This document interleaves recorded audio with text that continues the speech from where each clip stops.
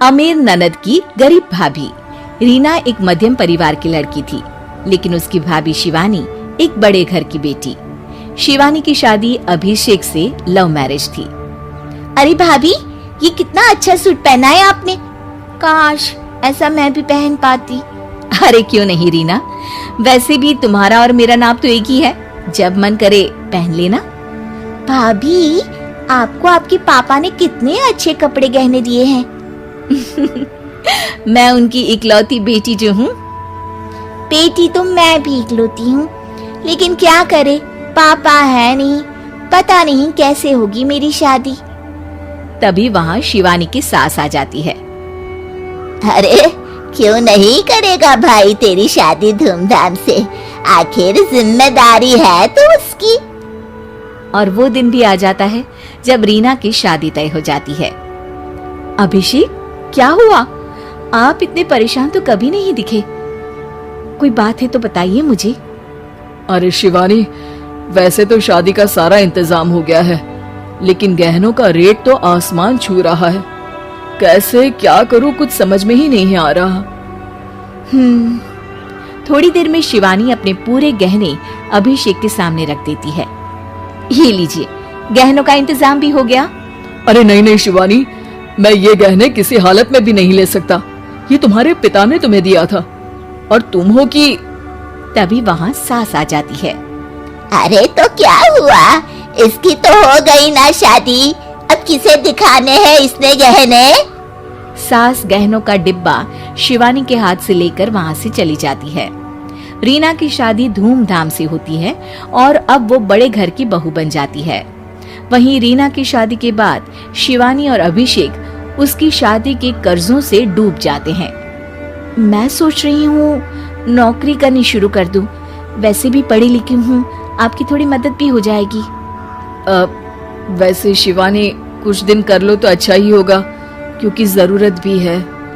अब शिवानी भी नौकरी करने लगती है और घर खर्चे में अभिषेक का हाथ बटाती है। एक दिन शिवानी, रीना का फोन आया था, कह रही थी कि आने वाले त्योहार में उसके ससुराल जाना है। ठीक है माँ। अरे ठीक तो है, लेकिन एक काम कर लेना, उसके सास ससुर से लेकर पूरे खानदान के कपड़े मिठाइयाँ सब ले आना, और हो सके तो रीना के लिए छोटे से कान में पहनने के बूंदे भी। और क्या है ना, शादी में उसे सारी बड़ी बड़ी कान की ज्वेलरी दी थी, घर में पहनने के लिए तो उसके पास कुछ भी नहीं है। शिवानी सोच में पड़ जाती है कि वो क्या करे, क्योंकि कर्जों और घर के खर्चों के बाद तो पैसे बचते ही नहीं थे। शिवानी फिर अपने पिता को फोन करती है और उनसे पैसे मांगती है। देखो शिवानी, मैंने तुम्हें शादी के वक्त ही मना किया था कि ऐसे घर में शादी करनी ही नहीं चाहिए। अरे अभिषेक को शर्म आनी चाहिए जो ससुराल से पैसे मंगवा रहा है। शिवानी को पिता की बात पर गुस्सा आ जाता है। आप मेरे पिताजी हैं और मैं परेशान थी इसलिए आपसे मदद की उम्मीद की पापा। अभिषेक को तो पता भी नहीं है कि मैंने आपसे पैसे मांगे हैं। शिवानी सोचती है कि वो अभिषेक से बात करे, लेकिन फिर उसे लगता है कि वो टेंशन ले लेगा। तभी शिवानी की नजर हाथ के कंगन पर पड़ती है।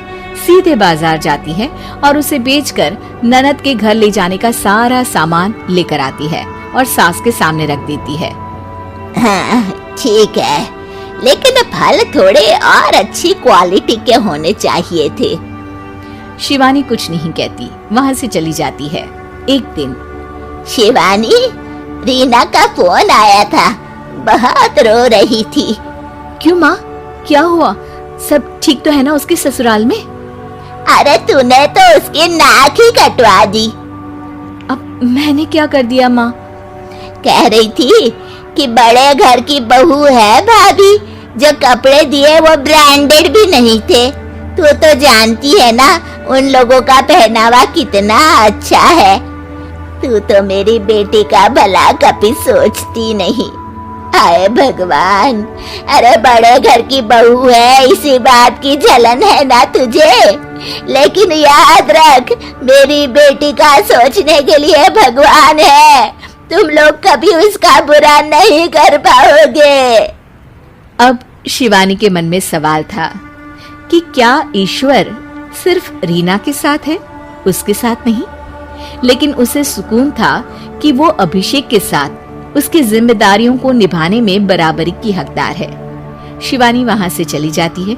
वो सास से कुछ नहीं कहती, क्योंकि अमीर घर की बहू बनकर रीना को भले ही सुकून ना हो, लेकिन गरीब घर की बहू बनकर शिवानी खुश है।